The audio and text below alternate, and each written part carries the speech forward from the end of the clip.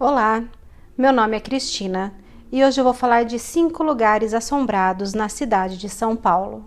Um vulto que passa rapidamente visto pelo canto dos olhos. Uma voz que chama o seu nome, mas não tem mais ninguém em casa. Uma porta que abre ou fecha sozinha. Mistérios após a meia-noite. Você acredita em fantasmas? Vale do Anhangabaú.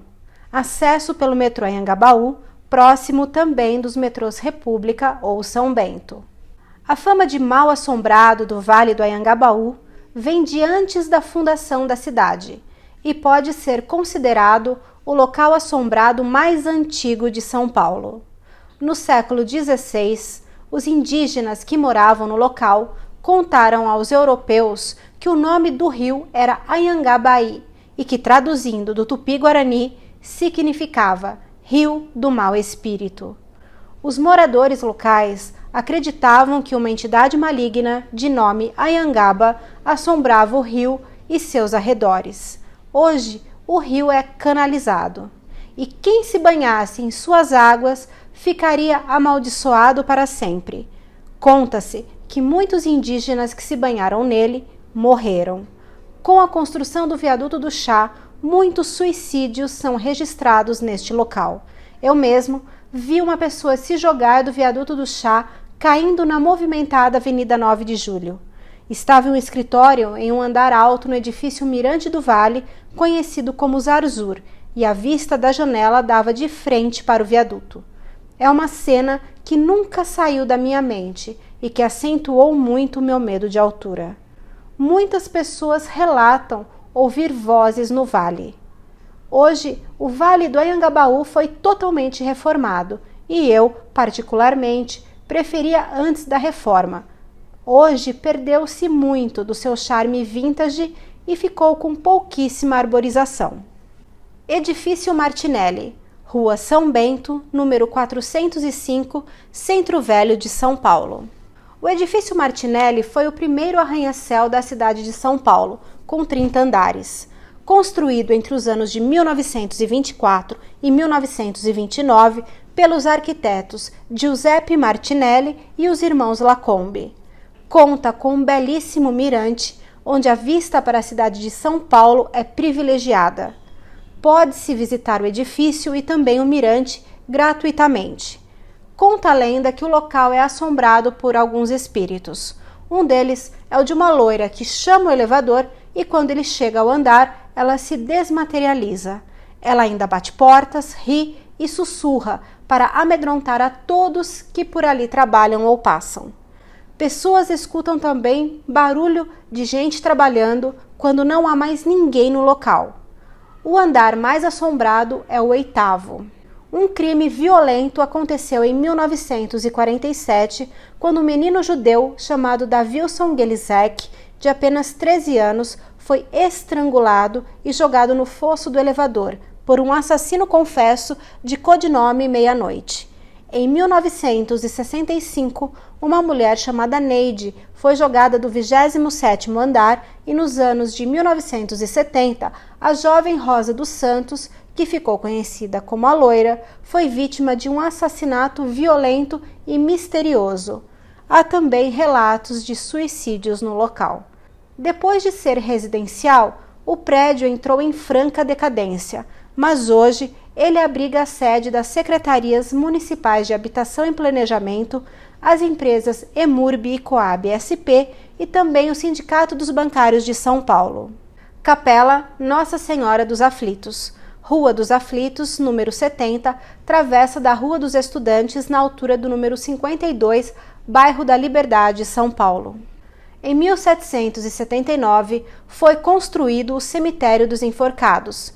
Ele foi feito para receber os corpos de pessoas pobres, pessoas em situação de escravidão, doentes ou fugitivos, indigentes e aqueles que se levantavam contra os poderosos da época. Esses eram enforcados. Os ricos eram enterrados em igrejas. Isso só mudaria quando houve um aumento populacional e foram criados os cemitérios municipais. A maioria das pessoas enterradas no entorno da Capela Nossa Senhora dos Aflitos, morreram de forma muito violenta. E ali, os condenados aguardavam em uma cela até serem conduzidos ao local de execução, que era conhecido como Largo da Forca, que hoje é a Praça da Liberdade. O caso mais famoso é a execução do soldado Francisco José das Chagas, ou Chaguinhas. Em 1821, ele comandou um ataque contra uma embarcação portuguesa em Santos. O ataque contava com aproximadamente 100 pessoas, que reivindicavam salários atrasados, aumento do soldo e igualdade de serem tratados como eram os soldados portugueses. Diante disso, o líder da revolta foi capturado e condenado pela coroa portuguesa. Estando no Largo da Forca, a corda que deveria enforcá-lo se rompeu por 2 vezes e ele acabou sendo morto a pauladas por seus carrascos, enquanto o povo gritava liberdade, liberdade. Depois ele foi esquartejado e sua cabeça rolou pela ladeira da forca até parar na frente da Capela Nossa Senhora dos Aflitos. As execuções foram realizadas até o ano de 1879. Tempos bárbaros. Por considerarem Chaguinhas um santo, ao lado da capela foi construída a igreja Santa Cruz das Almas dos Enforcados. A Praça da Liberdade e a capela concentram um grande número de casos sobrenaturais, e devido a tantas mortes violentas, há também uma energia pesada no local. Há relatos de funcionários que encontram coisas fora do lugar onde foram deixadas, portas que se abrem, luzes acendem e apagam sozinhas, e muita gente passa mal no Beco dos Aflitos. Alguns médiuns dizem que a quantidade de almas vagantes é absurda e que, por ter uma energia densa acumulada, a Igreja dos Enforcados é amaldiçoada. Hoje, a região é conhecida pelas ruas em estilo oriental, as lojas e a culinária asiática. E passeando um dia na região, passei na entrada do beco e posso afirmar que, ao olhar a Capela dos Aflitos, tive a nítida impressão de estar olhando através de um portal. Ou seja, é como se a partir daquele lugar o presente momento não existisse, só o passado e a dor. Edifício Joelma. Hoje chama-se Edifício Praça da Bandeira e fica na rua Santo Antônio, número 140, no centro de São Paulo. Vocês notaram que a maioria dos casos até aqui ficam na região do Anhangabaú? Seria coincidência? Antes do Joelma ser construído, ali no local era uma residência, onde no ano de 1948 um homem matou sua mãe e 2 irmãs, e quando a polícia, com a ajuda dos bombeiros, descobriu os corpos jogados em um poço no quintal da casa, este homem foi até o banheiro e deu um tiro em sua cabeça, morrendo na hora. Um bombeiro que fez o resgate dos corpos no poço faleceu de infecção cadavérica dias depois. Moradores e frequentadores da região afirmavam que o local guardava uma energia muito pesada. Como irei fazer um vídeo apenas do caso do Joelma, eu não entrarei agora em detalhes do incêndio que ocorreu em 1974.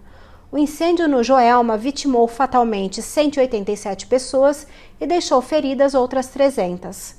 Hoje, o edifício encontra-se restaurado, porém algumas marcas do incêndio permanecem no local de 25 andares.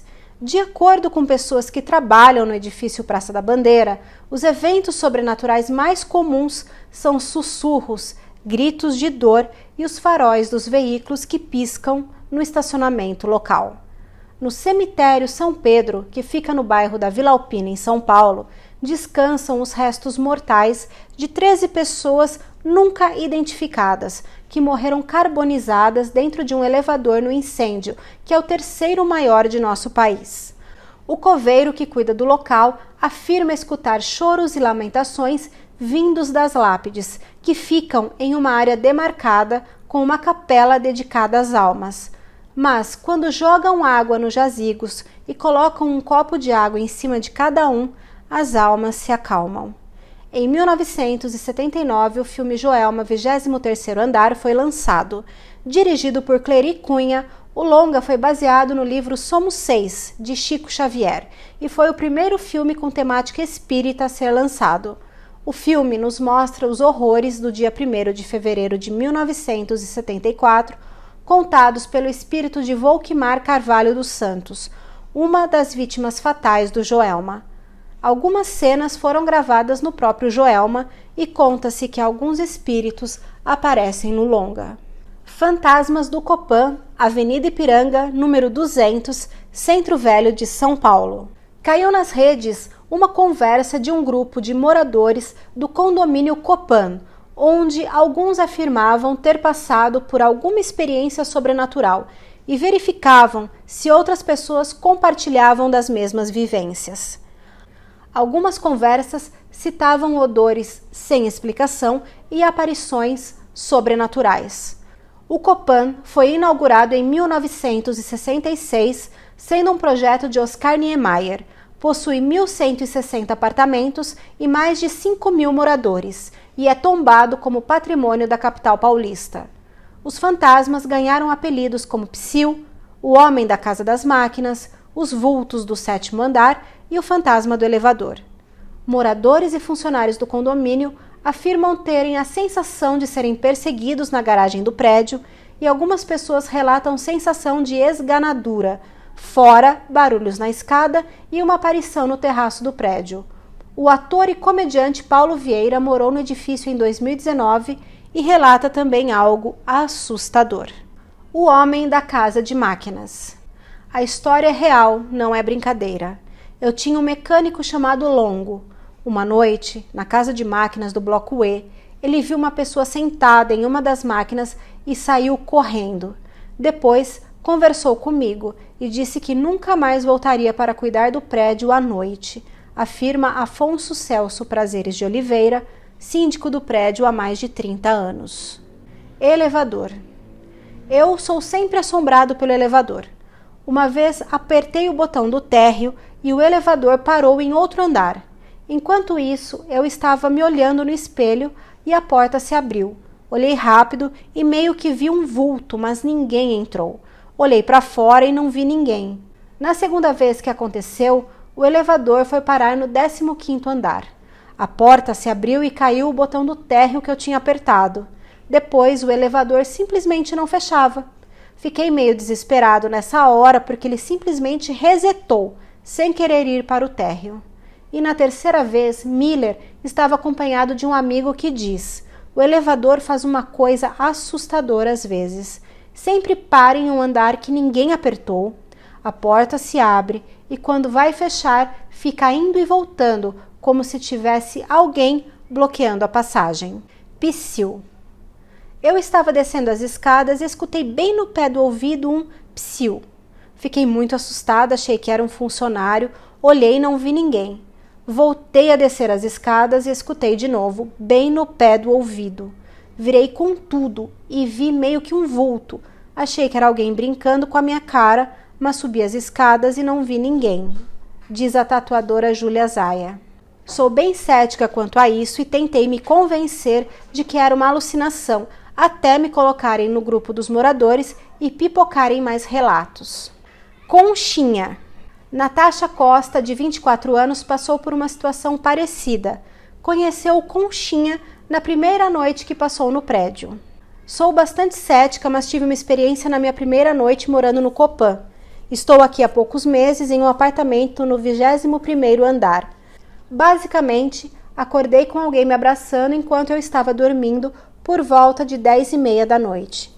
Me assustei, obviamente, e a pessoa fez um shh no meu ouvido. Primeiro pensei que era o meu marido, mas não tinha ninguém em casa.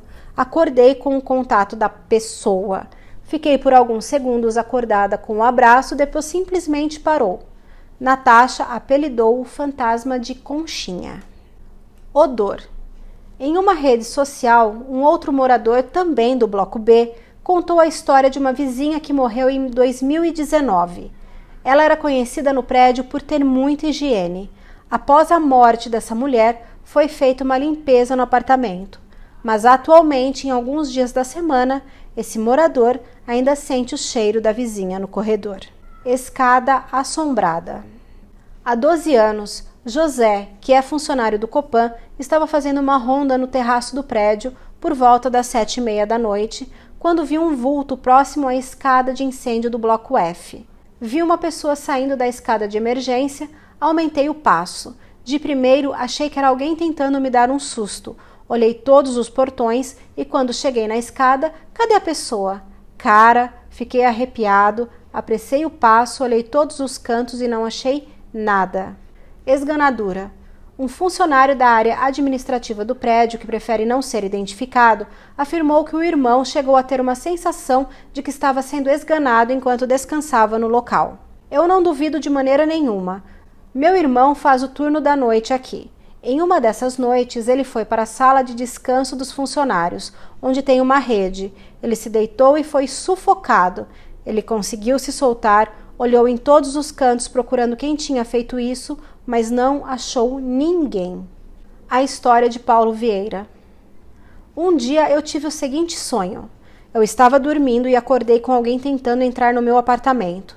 A pessoa estava forçando a maçaneta. Abri a porta e era minha vizinha de frente, que eu nunca tinha visto, mas no sonho eu sabia que era ela. Eu disse: "Você está tentando entrar no meu apartamento? O que você está fazendo?" Ela estava transtornada, parecia drogada, e disse: "Não sei, eu não sei o que eu estou fazendo. O que eu estou fazendo?" Ela colocou a mão na cabeça e saiu meio desesperada. Segundo Paulo, no dia seguinte, quando se preparava para sair, havia uma movimentação de pessoas e policiais no corredor do seu andar. Perguntei o que aconteceu e o policial respondeu: "Sua vizinha se matou." O Copan é conhecido por ser uma cidade dentro de um prédio dentro de uma cidade, com vários comércios como restaurantes, floriculturas, bares, salão de beleza, entre muitas outras coisas. E você, conhece alguma história de fantasmas? Algum local assombrado? Repito a pergunta que fiz no início do vídeo. Você acredita em fantasmas? Obrigada por assistir.